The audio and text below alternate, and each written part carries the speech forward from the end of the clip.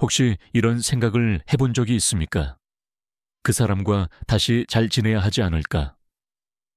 시간이 지나면 모든 상처가 아물고 다시 웃으며 마주할 수 있을 거라고 믿었던 적이 있지요. 하지만 인생을 오래 걸어보면 깨닫게 됩니다. 모든 화해가 치유는 아니라는 것.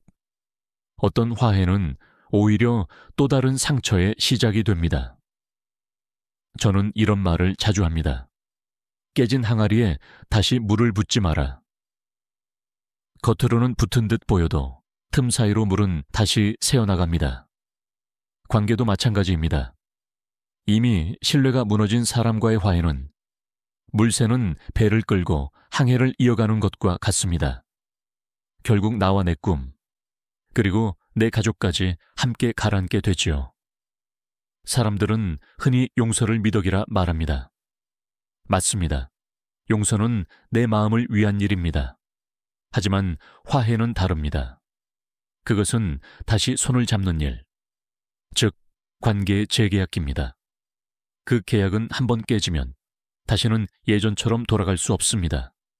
왜냐하면 신뢰는 유리와 같아서 한번 금이 가면 어떤 접착제도 원래대로 만들 수 없기 때문입니다. 저 역시 젊은 시절 믿었던 사람에게 깊은 상처를 받은 적이 있습니다. 함께 회사를 세우자던 동료가 위기 앞에서 등을 돌렸습니다. 그때 깨달았습니다. 바람은 평생 함께 불어주는 존재 같지만 단 한 번의 선택으로도 낯선이가 될 수 있다는 것을. 그래서 저는 그날 이후 한 가지 원칙을 세웠습니다. 다시 붙잡으려 하지 말고 나를 더 크게 세워라. 상처를 준 사람과 화해하려 애쓸 시간에 나를 성장시키는 길로 걸어가야 합니다. 그 결단이 냉정하게 보일지라도 결국은 내 마음을 지키고 내 인생을 바로 세우는 가장 따뜻한 선택이 됩니다. 진정한 치유는 상대에게서 오는 것이 아니라 다시는 같은 상처를 반복하지 않겠다 는 내 결심에서 시작됩니다. 사람들은 흔히 이렇게 말합니다. 돈을 잃는 건 다시 벌면 되지만 사람을 잃는 건 힘들다. 하지만 저는 그보다 더 무서운 것을 보았습니다. 바로 신뢰를 잃는 것. 그것은 돈을 잃는 것보다 훨씬 치명적이었습니다. 돈은 다시 채울 수 있습니다. 그러나 신뢰는 한 번 깨지면 끝입니다. 그것은 마치 콘크리트 기둥에 생긴 미세한 균열과도 같습니다. 처음엔 별것 아닌 듯 보여도 시간이 지날수록 금은 깊어지고 결국 모든 구조를 무너뜨립니다.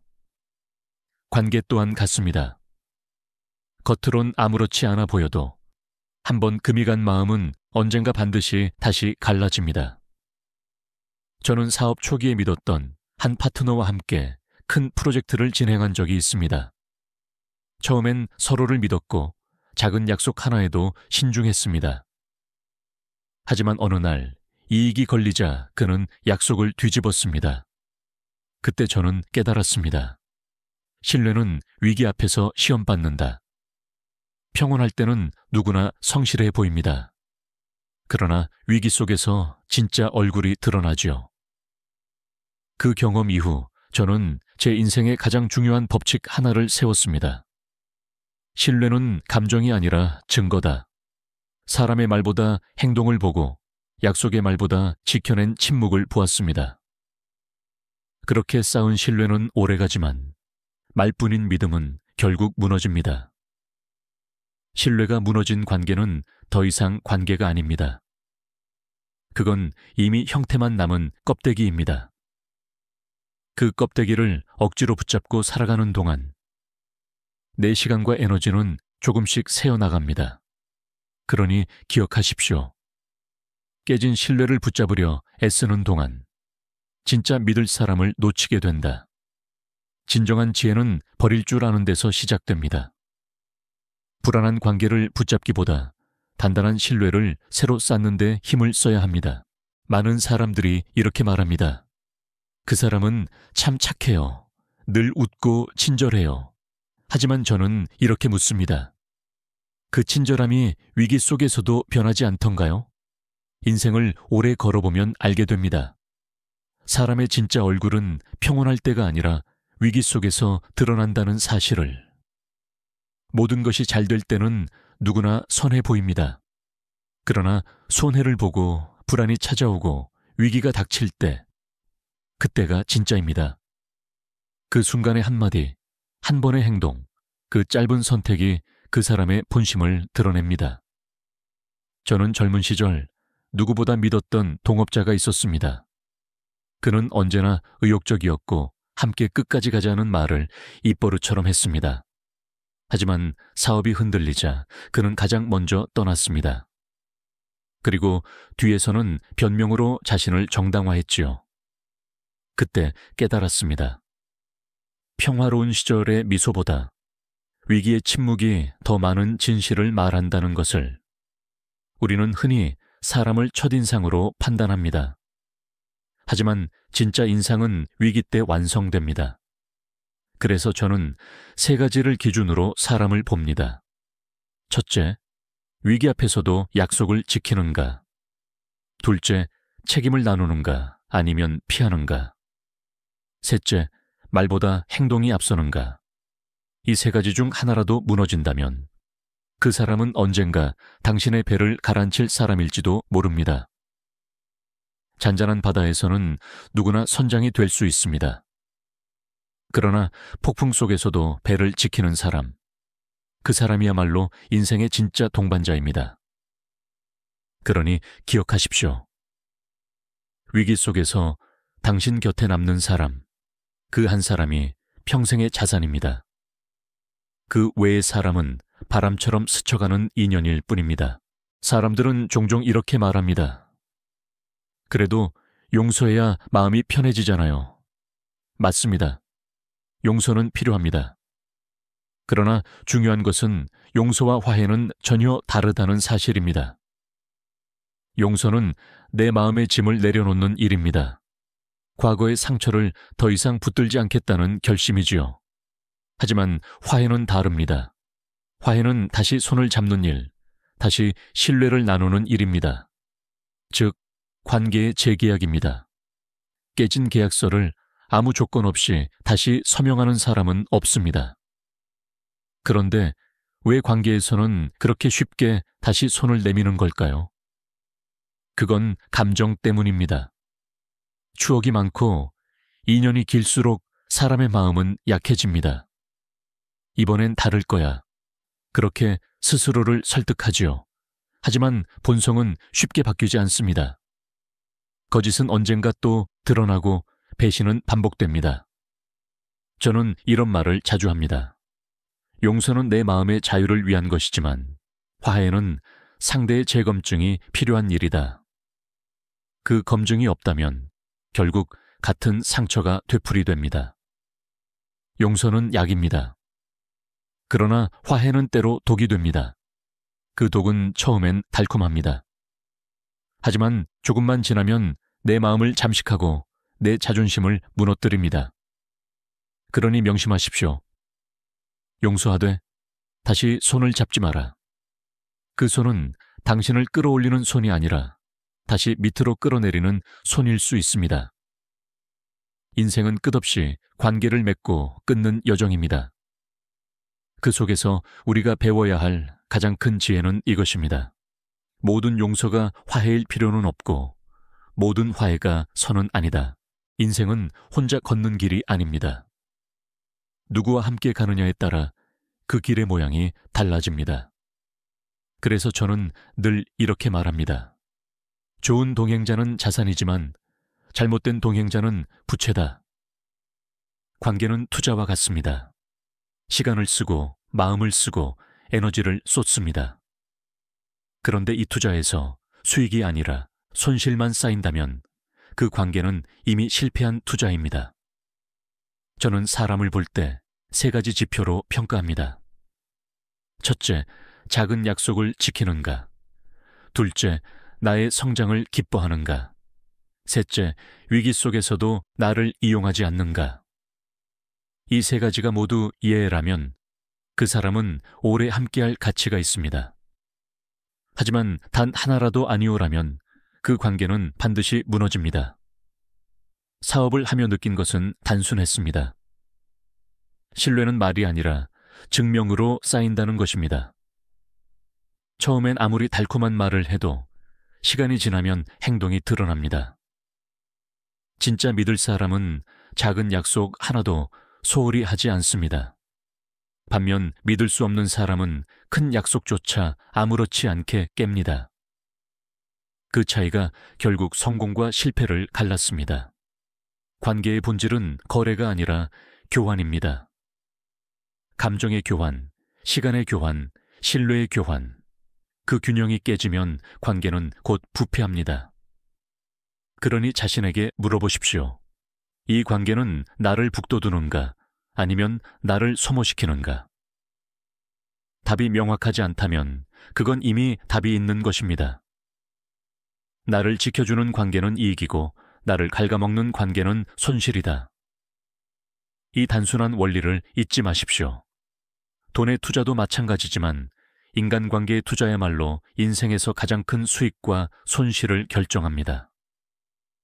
진짜 현명한 사람은 돈을 벌 줄 아는 사람이 아니라 곁에 둘 사람을 고를 줄 아는 사람입니다.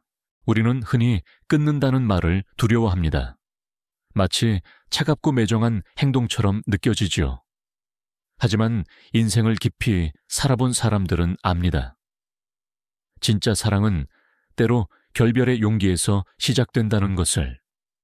병든 가지를 잘라내야 나무가 다시 숨을 쉽니다. 썩은 과일 하나를 버려야 남은 바구니가 썩지 않습니다. 관계도 마찬가지입니다. 상처를 주는 인연 하나를 내려놓아야 나머지 관계가 건강해집니다. 많은 사람들이 이렇게 말합니다. 그래도 오랜 인연인데 버릴 수는 없잖아. 하지만 저는 이렇게 답합니다. 인연이란 서로를 키워줄 때만 가치가 있다. 한쪽만 고통스럽다면 그것은 인연이 아니라 족쇄다. 한때 저는 그런 족쇄를 오래 붙잡고 있었습니다. 배신과 실망이 반복되어도 이번에는 다르겠지라는 희망으로 버텼습니다. 그러나 결과는 언제나 같았습니다. 그 사람은 변하지 않았고 달라진 건 내 마음의 상처뿐이었습니다. 그제야 깨달았습니다. 끊는 미련이야말로 내 인생을 좀먹는 가장 무서운 독이었다. 결별은 상대를 미워해서가 아니라 나를 지키기 위해 필요한 선택입니다. 다시 말해 단절은 냉정이 아니라 자기 보호입니다. 억지로 붙잡은 관계는 결국 나의 꿈, 나의 평화, 나의 자존심까지 무너뜨립니다. 때로는 외로움이 두려워 그 사람을 놓지 못하기도 합니다. 하지만 외로움은 적이 아닙니다. 외로움은 나를 돌아보고 더 나은 사람을 만날 준비를 하는 시간입니다. 그러니 두려워하지 마십시오. 끊어내는 용기는 차가운 이별이 아니라 따뜻한 자기 사랑입니다. 그 결단이야말로 당신의 인생을 다시 숨쉬게 하는 시작이 될 것입니다. 많은 사람들이 참는 것을 미덕이라 말합니다. 참아야 관계가 유지된다. 참는 사람이 결국 이긴다.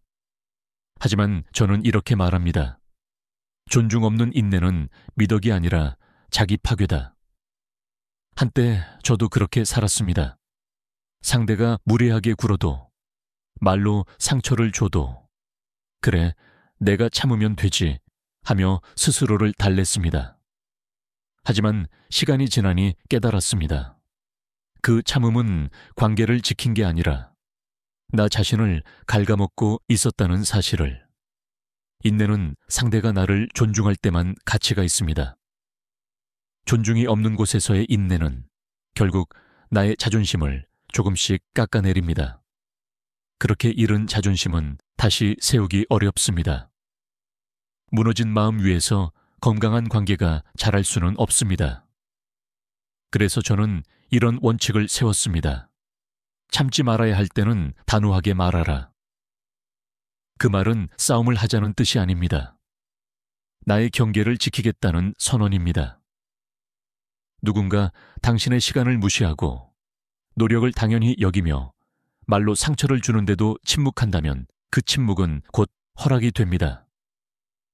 상대는 당신의 침묵을 괜찮다는 신호로 착각하지요. 따라서 관계를 건강하게 지키기 위해선 참는 법보다 단호하게 멈추는 법을 배워야 합니다. 진정한 인내란 억누르는 것이 아니라 필요할 때 멈추는 용기를 내는 것입니다. 참음의 끝에는 파멸이 있고 단호함의 끝에는 존중이 있다. 이 단순한 진리를 기억하십시오. 당신의 마음을 지키는 것이야말로 가장 현명한 인간관계의 출발점입니다. 관계를 정리한다는 말은 차갑게 들리지만 사실은 인생을 지키는 기술입니다. 잘못된 관계를 끊는 것도 하나의 능력이며 그 능력이야말로 마음의 평화를 가져옵니다. 저는 수십 년간의 경험 속에서 관계를 정리할 때 지켜야 할 4단계 원칙을 세웠습니다. 첫째, 기록하라. 감정으로 판단하지 말고 사실로 기록하십시오. 언제, 어떤 일로, 어떤 말로 신뢰가 흔들렸는지를 명확히 남겨두는 것입니다.